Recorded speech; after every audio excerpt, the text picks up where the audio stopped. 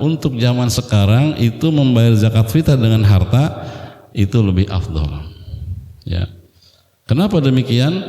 Pertama alasannya adalah orang fakir miskin itu ya tidak cukup hanya menerima berupa beras saja. Mereka di hari Idul Fitri ini mau bahagia juga, mau kayak kita makan ketupat.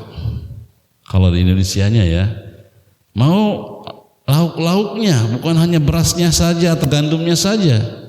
Nah, alangkah baiknya kalau dikasih duit, dia bisa beli untuk berasnya, bisa beli untuk dagingnya atau lauknya. Jadi benar-benar kebahagiaannya itu mutlak. Kalau dahulu mungkin agak susah mencari makanan pokok atau mencari bahan berupa harta ya, sehingga makanan pokok menjadi standar. Nah, kalangan Hanafi itu membolehkan mengkonversi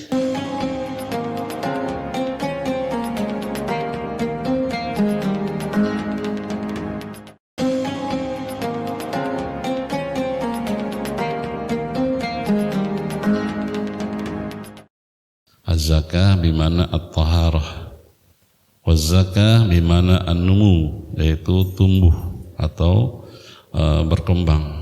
Artinya adalah kaitan makna zakah ini, ketika kita mengeluarkan zakat berarti kita sedang membersihkan diri kita, membersihkan harta kita, membersihkan jiwa kita.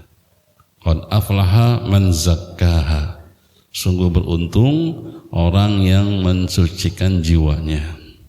Ya, maka ada istilah tazkiyatun nafs, membersihkan, mensucikan jiwa. Ya, karena dengan kita mengeluarkan zakat, jiwa kita terhindar dari sifat-sifat buruk, terutama sifat kikir. Dan Allah Subhanahu wa taala mencintai orang-orang yang berbuat baik kepada sesamanya. Kemudian zakat bermakna numu atau pertumbuhan, karena kita dengan mengeluarkan zakat itu sebenarnya bukan mengurangi, malah harta kita atau rezeki kita semakin bertambah. Memang kelihatannya secara zahir itu berkurang harta kita, tapi sebenarnya itu tumbuh ya, baik itu dari sisi keimanan maupun dari sisi ekonomi kalau ditinjau lebih dan luas lagi. Kenapa demikian? Karena Allah Subhanahu wa taala sambil membandingkan antara riba ya dengan sedekah atau zakat itu berbeda sekali. Allah mengatakan kepada riba, yamhaqullahu riba wa yurbis sadaqat. Allah mencabut keberkahan daripada riba dan Allah memberikan tambahan kepada sedekah, yaitu kalimat sedekah di sini diantaranya zakah. Ya, jadi kalau kita berriba sebenarnya menahan harta yang harusnya beredar di masyarakat, sehingga ekonomi akan melesu. Secara umum nantinya akan berdampak kepada perputaran ekonomi. Ya, tapi ketika kita bersedekah itu perputaran uang atau perputaran ekonomi di masyarakat semakin menggeliat, semakin bersemangat, dan akhirnya timbullah keberkahan di mana-mana. Kita lihat aja di bulan puasa, banyak orang bersedekah, banyak orang berbagi takjil, banyak orang berbagi hadiah, THR dan lain sebagainya. Itu bergairah ekonomi. Kenapa? Karena perputaran ekonomi di tengah-tengah masyarakat itu semakin menggeliat, semakin bersemangat. Maka timbullah keberkahan yang bertubi-tubi. Nah, oleh karena itu orang yang bersedekah sebenarnya dia menambah hartanya, ya, menambah keberkahannya. Karena makna daripada az-zakah secara etimologi atau secara lugatan adalah an-numu atau adanya pertumbuhan. Nah, itu adalah makna zakat secara bahasa. Kaitannya dengan kenapa disebut dengan zakat itu pertumbuhan dan zakat itu pembersihan. Nah, itulah tadi alasannya ya. Nah, kemudian zakat istilahan atau syara'an atau terminologi ya. Zakat itu adalah harta tertentu ya yang dikenakan kewajiban untuk dikeluarkannya kepada orang-orang tertentu. Maksudnya apa? Harta tertentu. Tidak semua harta yang wajib dikeluarkan, hanya harta-harta tertentu. Nanti akan dijelaskan lagi oleh para ahli fikih, di antaranya harta pertambangan, harta peternakan atau zakat peternakan, zakat pertanian, zakat emas dan perak, zakat profesi dan lain sebagainya. Jadi tidak semua harta itu wajib dikeluarkan, hanya harta-harta tertentu yang nanti ditafsir atau diperinci oleh ulama-ulama fikih mana saja yang disebut dengan harta-harta tertentu tadi. Nah, itu diantaranya yang kami sebutkan tadi, ada harta pertanian, ada zakat peternakan, ada zakat profesi, ada zakat tambang dan emas, ya. Ada juga bahkan harta zakat, tabungan, deposito dan lain sebagainya. Jadi harta-harta tentu di situ dalam definisi itu yang dimaksud. Yang wajib dikeluarkan untuk golongan-golongan atau orang-orang tertentu. Siapa yang akan kita berikan? Yaitu 8 asnaf atau 8 kelompok yang berhak menerima zakat. Innamas shadaqatu lil fuqara wal masakin wal 'amil 'alaiha wal mu'allafati qulubuhum wa fir riqabi wal gharimina wa fi sabilillah wa ibnis sabil faridatan minallah. At-Taubah ayat 60. Golongan-golongan itu adalah yang menerima zakat atau disebut dengan mustahik. Yang pertama adalah orang-orang al-fuqara. Yang kedua adalah al-masakin, orang-orang miskin, ya. Dan ketiga adalah orang-orang yang mempunyai tunggakan hutang yang besar, yang tidak bisa dia mampu untuk membayarnya. Kemudian orang-orang yang tadi 8 golongan disebutkan tadi, lil fuqara wal masakin wal 'amilina 'alaiha, para petugas zakat amil, wal mu'allafati qulubuhum, dan orang-orang mu'allaf yang baru masuk Islam. Wa fi sabilillah, orang-orang berjuang di jalan Allah Subhanahu wa taala, wal gharimin, orang-orang yang kena hutang, ya, wa ibnis sabil, orang dalam perjalanan, ya. Itu adalah orang-orang golongan-golongan yang bisa berhak menerima zakat. Jadi tidak semua golongan mendapatkan zakat, hanya 8 golongan saja. Ayat ini turun karena orang-orang dulu, ya, ketika mendapatkan pembagian zakat, kalau dikasih mereka rela, senang. Kalau mereka nggak dapat bagian, mereka mukanya pucat, sehingga ada saling iri-irian gitu. Nah, maka Allah menurunkan ayat ini untuk menjelaskan bahwa zakat yang dibagi oleh Rasulullah SAW tidak untuk semua orang, walaupun dia mukmin, walaupun dia muslim, tapi hanya 8 saja. Karena itu ayatnya dimulai dengan kalimat innama. Innama itu mengandung arti al-hasr, pembatasan, bukan selain yang 8 itu, ya, yang mendapatkan zakat. Jadi hanya terbatas kepada yang 8 yang disebutkan oleh Allah Subhanahu wa taala itu. Nah, itu adalah definisi zakat secara lughatan, wastilahan atau wasyar'an, secara bahasa maupun secara syariat atau secara terminologi. Itu makna daripada zakat. Zakat itu ada berapa macam? Secara umum zakat cuma 2 macam, ya. Satu adalah zakat mal, zakat harta, ya. Yang kedua adalah zakat fitrah, ya. Kalau di istilah bahasa Arabnya zakatul fitri, nggak pakai tak marbutah, zakatul fitri, ya. Kenapa disebut zakatul fitri? Bisa 2 makna al-fitr itu. Bisa jadi maknanya adalah zakat berbuka puasa, karena dia waktu wujubnya dikerjakan dimulai malam takbiran maghrib, itu waktu wujub. Tapi boleh dikerjakan, dikeluarkan sebelum waktunya, mulai dari awal Ramadan. Ulama membahasnya dari awal Ramadan. Bagaimana kalau kita bayar sebelum Ramadan? Jangan. Karena kewajiban zakat fitrah itu adalah kewajiban pada orang yang mengalami 2 waktu, Ramadan dan sebagian dari Idul Fitri atau Syawal, awal Syawal.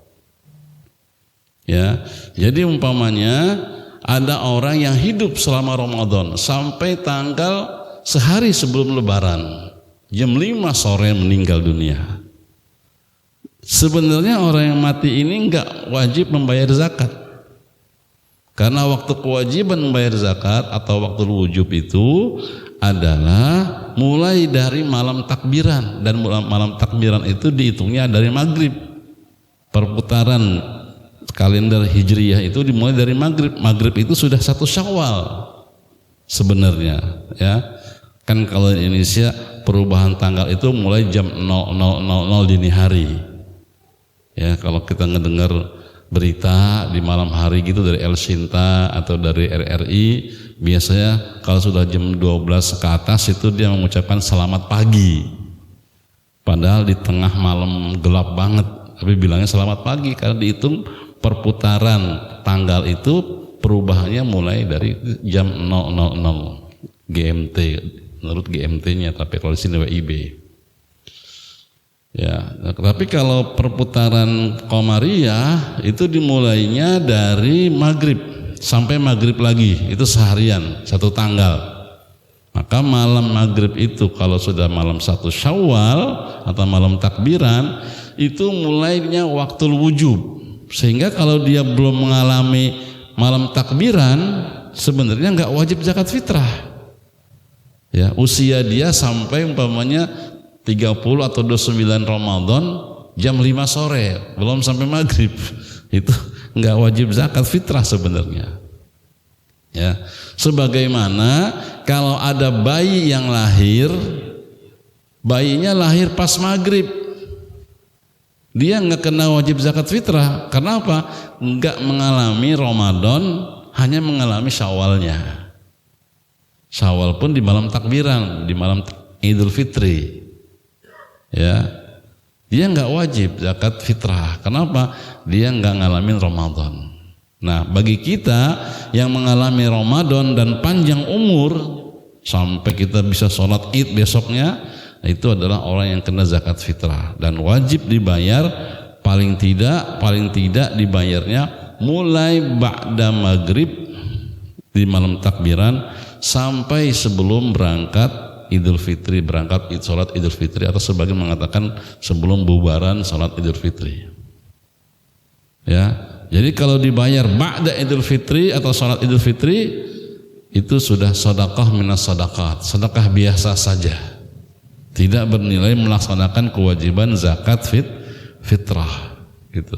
Maka disebut zakatul fitri karena kaitannya dengan Idul Fitri, ya, mengalami masa di malam atau pagi Idul Fitri. Pokoknya ba'da subuh dia bayar Idul Fitrinya, boleh. Batasnya sebelum dia berangkat melaksanakan sholat Idul Fitri. Nah, itu adalah zakat fitrah. Ya, di Indonesia pakai tak marbutoh, jadinya zakatul fitrah. Kenapa? Karena artinya fitrah itu adalah kesucian. Jadi diharapkan setiap orang yang sudah melaksanakan puasa, ya, dikaitkan lagi dengan zakatul fitrah, dia kembali kepada fitrahnya, kembali kepada kesuciannya. Dan selalu saja ibadah sosial ini seperti zakat fitrah atau zakat lain selalu terkait dengan ibadah individual. Jadi seakan-akan nggak sempurna ibadah individual tanpa dikaitkan dengan ibadah sosial. Ya, contoh sholat adalah ibadah individual, nggak sempurna, makanya dikaitkan terus oleh Allah. Wa aqimus shalah wa atuz zakah, selalu berkait antara sholat dengan ibadah sosial, yaitu ibadah berupa zakat.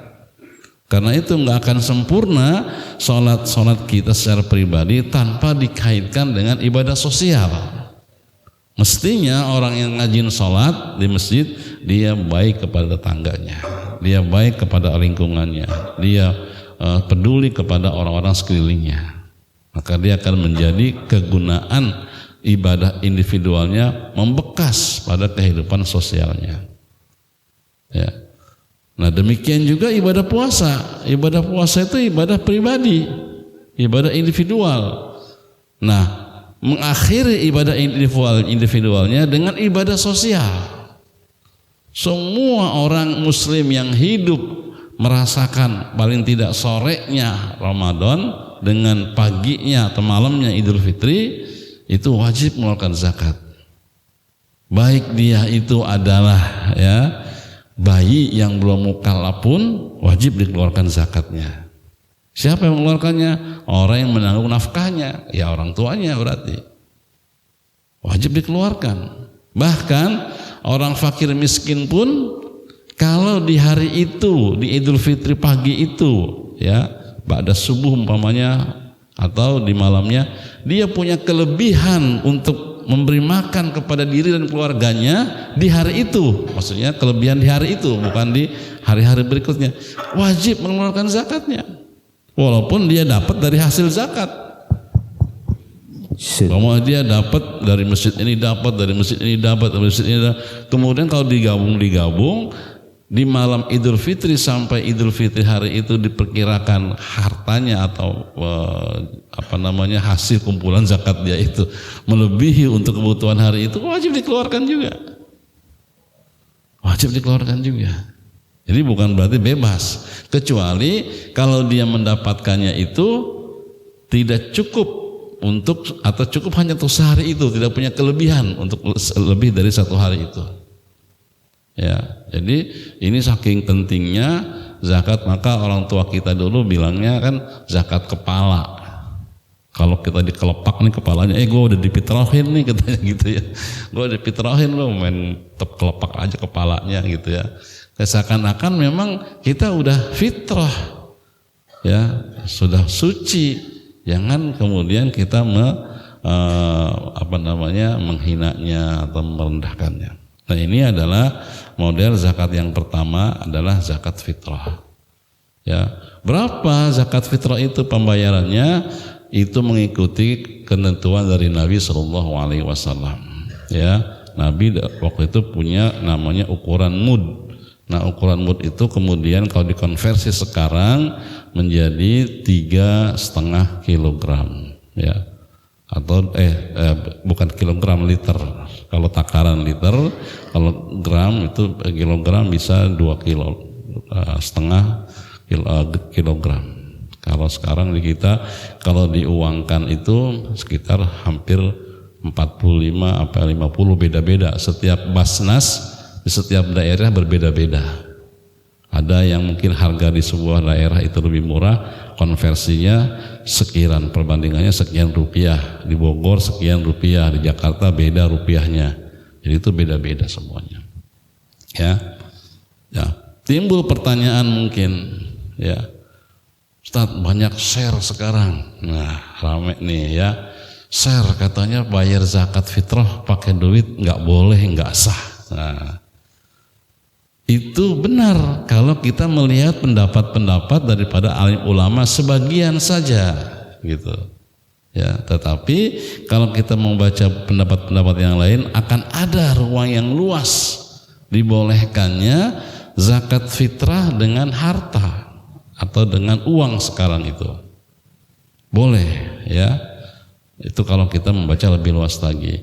Di kalangan mazhab Syafi'i yang qadim, yang lama, mungkin iya itu masih ada sampai sekarang pendapat yang mengatakan harus kudu makanan pokok. Ya, tetapi dengan perkembangan yang sekarang di kalangan mazhab Syafi'i pun, di kalangan mazhab Hanafi apalagi dari dulu beliau mengatakan boleh bil qimah, dengan nilai harganya. Ya, boleh dengan bil qimah, dengan harganya. Bahkan ulama kontemporer yang masyhur yaitu Dr. Yusuf Al-Qardawi mengatakan di zaman now, ya, di zaman sekarang membayar zakat fitrah dengan harta itu lebih afdol. Sampai berani mengatakan demikian dengan ilmu yang dia miliki yang masyhur di kalangan ulama Islam dunia.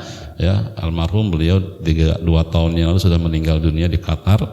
Itu mengatakan bahwasanya di fiqh zakahnya, kitab fiqh zakahnya mengatakan untuk zaman sekarang itu membayar zakat fitrah dengan harta itu lebih afdol. Ya. Kenapa demikian? Pertama alasannya adalah orang fakir miskin itu ya tidak cukup hanya menerima berupa beras saja. Mereka di hari Idul Fitri ini mau bahagia juga, mau kayak kita makan ketupat. Kalau di Indonesianya ya, mau lauk-lauknya, bukan hanya berasnya saja atau gandumnya saja. Nah, alangkah baiknya kalau dikasih duit, dia bisa beli untuk berasnya, bisa beli untuk dagingnya atau lauknya. Jadi benar-benar kebahagiaannya itu mutlak. Kalau dahulu mungkin agak susah mencari makanan pokok atau mencari bahan berupa harta, ya, sehingga makanan pokok menjadi standar. Nah, kalangan Hanafi itu membolehkan mengkonversi, ya, harga makan pokok yang dikeluarkan 3,5 liter tadi, ya, itu dikonversikan dengan nilai uang berapa. Untuk apa? Untuk kepentingan. Yang satu. Yang kedua, ya, di negara-negara Arab yang kaya itu sulit mencari orang miskin. Ya, orang-orang kaya di sono kaya semua, banyakan, hanya sedikit, ya. Nah, kami termasuk, saya dulu pernah kuliah di Mekah, itu ketika bayar zakat kita bikin kumpulan untuk kita kasih kepada orang-orang yang kena saat itu ada konflik Ambon. Nah, bayangin kalau kita harus bayar zakatnya berupa beras, ngirimnya dari Mekah ke Ambon itu bagaimana? Dengan secepat yang kita inginkan sebelum Idul Fitri nyampe. Nah, dengan kita membayar dengan uang bisa ditransfer langsung ke panitia yang ada di Ambon. Nah, jadi ini alasan-alasan bahwa zakat fitrah boleh dibayarkan dengan uang, ya. Kemudian kalau ada orang alasan, ya udahlah kita bayar zakat fitrah pakai beras aja, terserah panitia mau menjual lagi atau apa bagaimana. Lah, saya itu lihat Pak, pengalaman orang Saudi itu bayarnya bukan di Ramadan Pak, zakat fitrah itu kebanyakan bayarnya di waktu wujub, waktu maghrib malam takbiran.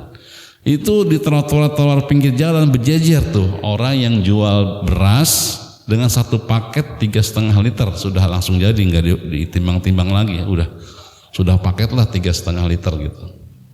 Berapa harganya? Harganya 15 real katakanlah. Nongkrong dia di pinggir jalan, ada orang Saudi bawa mobil, berhenti, beli untuk zakat fitrah, beli 15 real. Kira-kira 10-50 meter atau 100 meter di depannya di trotoar juga orang-orang hitam, ya, yang dari negro-negro itu sudah nunggu untuk menjadi mustahik menerima pembayaran zakat fitrah. Saya amati, saya lihat itu dikasih tuh, baru beli di sini 100 meter maju ke depan dikasihkan ke orang yang sudah nunggu pakai abaya hitam, orang-orang hitam gitu. Nah, saya amati orangnya pergi yang bayar zakat fitrah, dia jalan ke tukang zakat tadi, tukang beras, dijual 10 real, jual 10 real, sehingga haknya fakir miskin berkurang, yang untung pedagang. Makanya kalau sekarang kenapa petani nggak dimajukan tapi impor mulu? Nah, ini pedagangnya yang menjadi untung, yang importirnya itu, ya. Kenapa petani nggak dimaju-maju? Impor, kalau kurang impor, itu karena ada politik oligarkinya gitu, politik kapitalismenya, ya. Nah, saya lihat lebih efektif adalah memakai uang, dan itu dikuatkan oleh pendapat Dr. Yusuf Al-Qaradawi. Ya, jadi kita nggak usah yakin, saya tinggal tanya doang. Terus ente gimana yang bayar zakat dulunya pakai uang? Dulu kan kita bayarnya pakai uang gitu kan. Ya tahu gimana? Iya, sama masa mau dikodok? Ya, kan zakat fitrah itu minimal dibayar sebelum Idul Fitri, sholat Idul Fitri. Lah kalau kalian sekarang bayar 10 tahun pakai uang diganti sekarang udah lambat. Jadi nyari-nyari pendapat yang susah gitu Pak. Walaupun saya katakan sampai sekarang kalau masih ada yang mau langsung bayar dengan makanan pokok berupa beras atau apa, itu silahkan, sah, dan itu sah, silahkan, ya.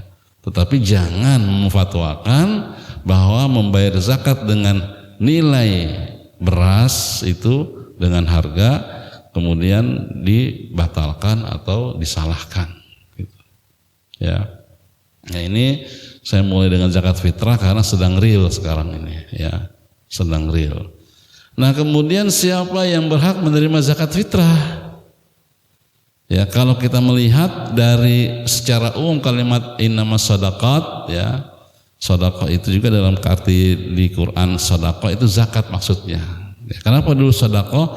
Sedekah itu artinya kebenaran, benar. Artinya ketika orang mengeluarkan sedekah atau zakat ada kebenaran iman, bukti kebenaran imannya. Yang malas membayar zakat, yang malas membayar sedekah belum terbukti imannya. Ya. Karena kadang-kadang kita rajin ibadah individual, tapi ibadah sosialnya itu malas, ya, enggak semangat. Ya, padahal ibadah sosial kalau saya melihat itu lebih utama daripada ibadah individual. Ibadah individual itu untuk mengantarkan kepada ibadah sosial supaya benar. Ya. Contoh umpamanya kita lihat, ya, orang yang perempuan yang pekerjaannya menjual diri, gara-gara dia ngasih air ke anjing itu Pak, yang sedang kehausan, nggak bisa dia masukin palanya ke sumur gitu, nggak nyampe karena agak dalam, dia buka sepatunya, dia ambil air dikasihkan ke anjing, itu masuk surga. Ya, ini ibadah sosial apa ibadah individual? Ibadah sosial. Ya. Bahkan Rasulullah SAW harus percaya, harus meyakinkan bahwasanya tidaklah orang itu akan masuk surga kalau dia kenyang, tetangganya lapar. Itu beratnya. Maka ibadah individual yang kita lakukan, oh rajin puasanya Senin Kemis, oh rajin baca Qur'annya, oh rajin tarawehnya, tapi tidak ada bekas kepada sosial, membenci, mengganggu, tidak peduli, ini dipertanyakan. Ya, makanya alumni puasa Ramadan ini harusnya setelah ini adalah menjadi orang-orang yang baik kepada tetangganya, baik kepada keluarganya, baik kepada istrinya, baik kepada masyarakat lingkungan sekitarnya. Ya, itu tanda satu ibadah kita diterima oleh Allah Subhanahu wa taala akan melahirkan kebaikan berikutnya. Jadi kalau mau cari-cari apa sih tanda-tanda Lailatul Qadar, udah nggak usah pusing. Pokoknya habis Ramadan, habis Lebaran ada perubahan nggak peningkatan ibadah kita, peningkatan kebaikan diri kita? Kalau nggak ada gitu-gitu doang, berarti nggak ada peningkatan, bisa jadi nggak dapat Lailatul Qadar. Ya, dari tahun ke tahun cuma merubah jadwal makan, biasanya pagi jam 7 sarapan sebelum kerja, siang makan, sore. Sekarang enggak, diubah jam 3 baru makan, jam 4 makan, sahur, buka lagi, makan lagi, nanti maghrib. Cuma merubah jadwal gitu doang. Tetapi enggak ada peningkatan, enggak ada perubahan dalam hidup kita. Bisa dipastikan itu puasa kita tidak ada gunanya apa-apa. Kamin shaimin laisa lahu min siyamihi ilal ju' wal 'atash. Tidak ada manfaatnya, cuma lapar dan haus yang kita dapatkan dari puasa itu. Nah, jadi kategorinya agar kita merasa diterima oleh Allah Subhanahu wa taala, satu kebaikan melahirkan kebaikan yang lain. Kalau tahun ini sebelum Ramadan kita malas salat duha, besok kita usahakan walaupun cuma 2 rakaat ketemu duha. Kalau tahun ini kita umpamanya malas berinfak, besok saya usahakan minimal seminggu, dalam 2 hari dalam seminggu ada sedekah yang kita keluarkan, baru Rp1.000 atau Rp20.000. Harus ada peningkatan. Itulah tanda diterimanya Ramadan kita. Itulah juga tandanya ketemu Lailatul Qadar. Kalau nggak ada peningkatan, walaupun semalam suntuk dia berada di masjid, ya, entah ngapain, ngerokok doang atau ngobrol, ya, itu bukan Lailatul Qadar, Lailatul Qadar. Ya, itu. Nanti panitia ingetin aja ya, udah 40 menit belum nih. Itu baru satu sisi Pak, zakat fitrah, karena saya mulai zakat fitrah karena sedang hitnya di bulan Ramadan. Nah, yang kedua adalah zakat mal. Maaf, A-nya yang 2 kali bukan L-nya yang 2 kali ya. Zakat mall, berapa?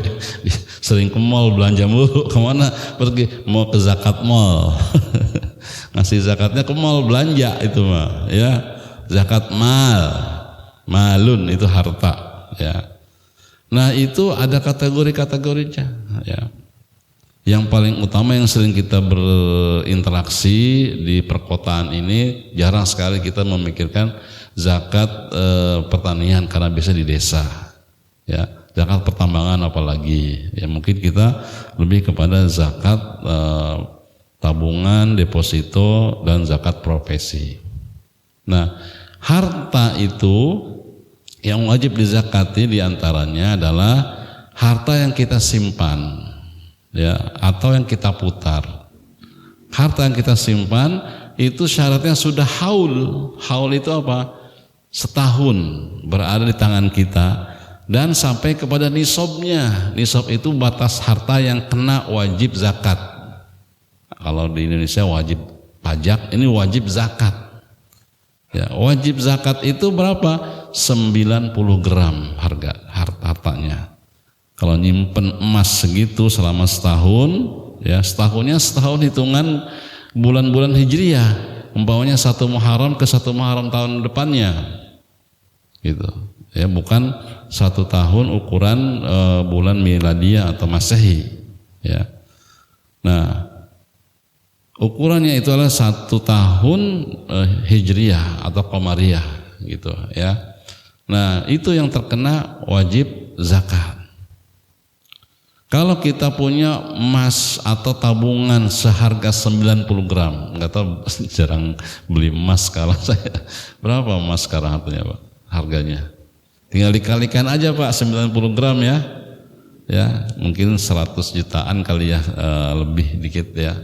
Kalau harga emas 1 juta lebih ya, bisa hampir 100 juta atau 100 juta lebih. Kalau kita punya di tabungan kita atau deposito kita seharga emas 90 gram ya, dan enggak berubah-berubah, malah ada yang bertambah, ke 1 Muharram ke 1 Muharram berikutnya, atau dimulainya kita nabung atau deposito itu umpamanya di 1 Ramadan yang lalu ketemu 1 Ramadan lagi sekarang, maka setelah jatuh tempo itu putaran 1 tahun wajib dikeluarkan hartanya itu 2,5% atau 1/40. Tinggal kali aja di tabungan kita dikali 1/40 berapa, keluarin zakatnya. Ya, jadi bukan dibiarkan begitu saja, ya. Kalau bertambah ya kali terakhir dengan tahun terakhir itu dihitungnya dari mulai kena nisab. Kalau di tengah-tengah umpamanya pernah nggak kena nisab, lihat aja di akhirnya lagi. Kalau di akhirnya itu kembali ke nisab, ya nisab lagi. Kalau nggak kena. Tapi jangan diakal-akalin Pak. Ya, wah sebulan lagi mau jatuh tempo nih, dibelanjain aja dulu. Ya, buat alasannya buat kepentingan kebutuhan keluarga gitu.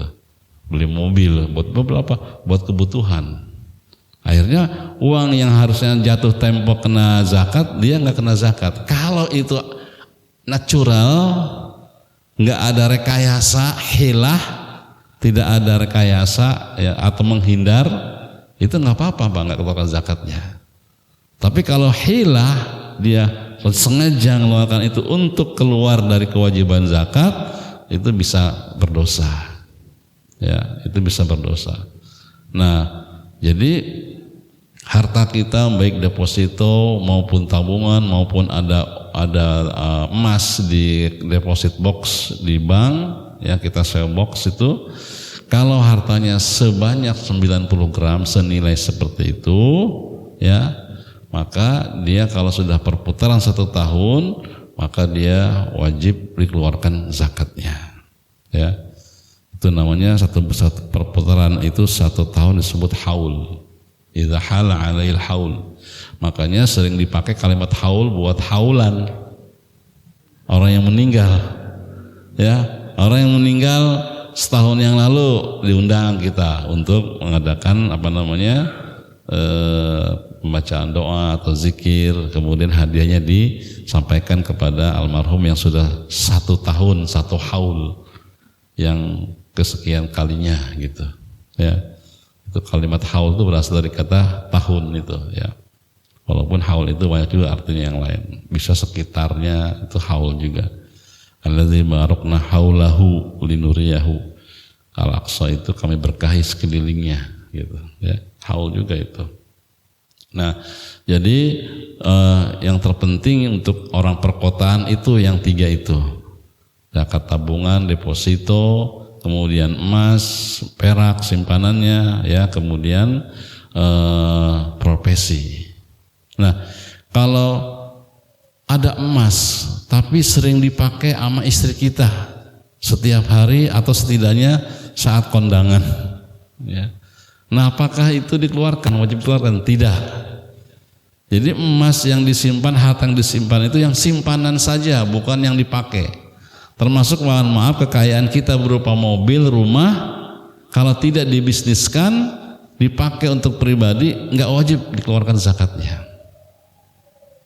Kecuali kalau mobil kita dipakai untuk didagangkan atau diinvestasikan, pokoknya disewakan atau di showroom emang buat dijual sengaja ya, nah, itu kena. Tapi kalau yang dipakai sehari-hari itu tidak wajib dikeluarkan zakatnya ya.